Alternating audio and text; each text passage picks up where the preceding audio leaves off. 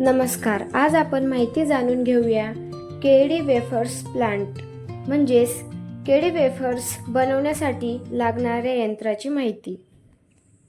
तर चला आज आपण जाणून घेऊया केळी वेफर्स कसे बनवतात आणि त्यासाठी कोणती कोणती यंत्रे वापरली जातात. केळी वेफर्स प्लांटमध्ये वापरली जाणारी मुख्य यंत्रे. केळी सोलण्याची मशीन.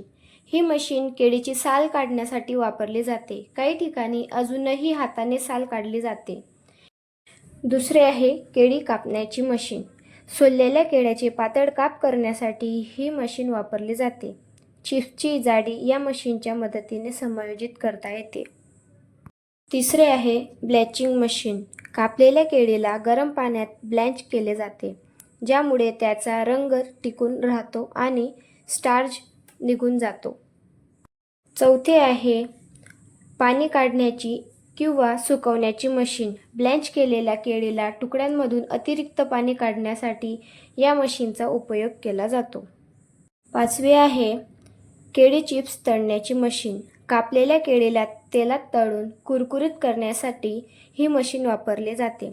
छोट्या उद्योगांसाठी बॅच फ्रायर तर मोठ्या उद्योगांसाठी सतत चालू राहणारे फ्रायर्स उपलब्ध आहेत. सहावे आहे तेल काढण्याची मशीन. तळलेल्या चिप्समधून अतिरिक्त तेल काढण्यासाठी ही मशीन वापरली जाते.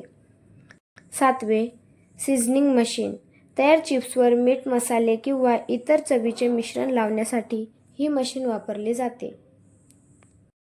आठवे आहे पॅकेजिंग मशीन. चिप्स तयार करण्यासाठी पॅकेटमध्ये पॅक करण्यासाठी या मशीनचा उपयोग होतो.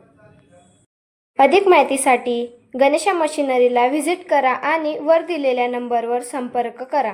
धन्यवाद.